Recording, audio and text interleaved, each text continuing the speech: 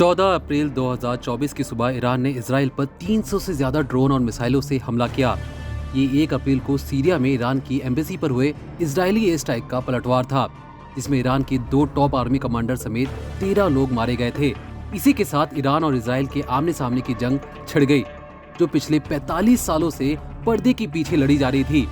Iran की अगुवाई में तमाम शिया देश और शिया मिलिशिया ग्रुप भी इजराइल के खिलाफ खुले तौर पर मोर्चा खोले हुए है। चलिए टाइमलाइन के जरिए समझे कब क्या क्या हुआ। 1 अप्रैल 2024 इजराइल ने सीरिया की राजधानी में ईरान की एम्बेसी के ठीक बगल में कॉन्सुलेट ऑफिस पर बम गिराया और ईरान के 2 जनरल रैंक के ऑफिसर्स की मौत हो गई। अब सीरिया की संप्रभुता का तो इजराइल ने मजाक बनाया ही, साथ ही किसी की भी देश की एम्बेसी में हमला होना सीधा उस पर हमला माना जाता है। तभी से ईरान ने ठान लिया था कि वो बदला लेकर रहेगा। लेकिन रमजान के कारण माना गया कि तुरंत हमला तो नहीं होगा, और फिर माना गया कि 7 या 8 अप्रैल को हमला ईरान कर सकता है। लेकिन ईरान ने फिर भी हमला नहीं किया। फिर कहा गया कि ईद के बाद ये हमला हो सकता है। 11 और 12 अप्रैल को हमला करने की चेतावनी अमेरिका ने जारी कर दी।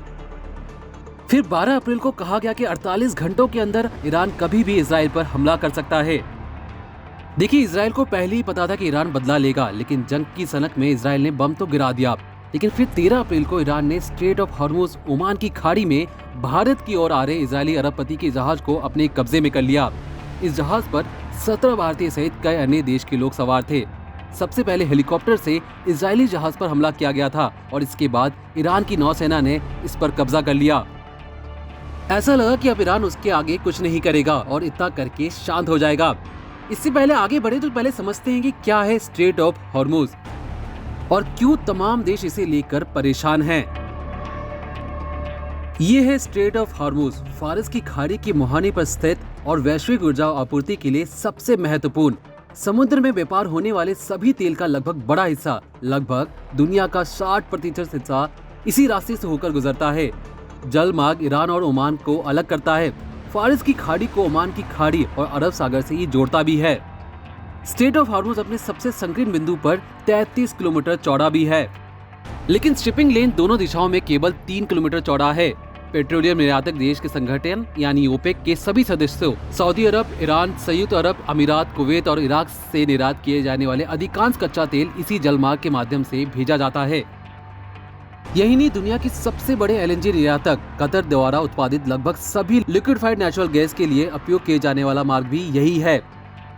संयुक्त अरब अमीरात और सऊदी अरब ने अधिक तेल पाइपलाइनों के निर्माण सहित स्ट्रेट ऑफ हॉर्मुज को बाईपास करने के लिए अन्य मार्ग खोजने की मांग भी की थी। चलिए अब आते हैं अपने मेन मुद्दे पर, यानी ईरान ने जहाज को कब्जे में लेकर बस ध्यान भटकाया था। अब इजराइल ने 14 अप्रैल को जब रॉकेट और ड्रोन छोड़ा तो इराक, सीरिया और जॉर्डन जैसे देशों के ऊपर से इसे गुजरना था। लेकिन जॉर्डन ने पहले ही अपने एयर स्पेस को इजराइल और अमेरिका के लिए खोल दिया।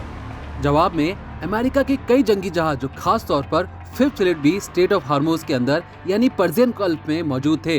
तो प्लान बना कि जैसे ही इराक, सीरिया और जॉर्डन के ऊपर से मिसाइलें जाएंगी, उसे आसमान में ही उड़ा दिया जाएगा और इजराइल को बचा लिया जाएगा।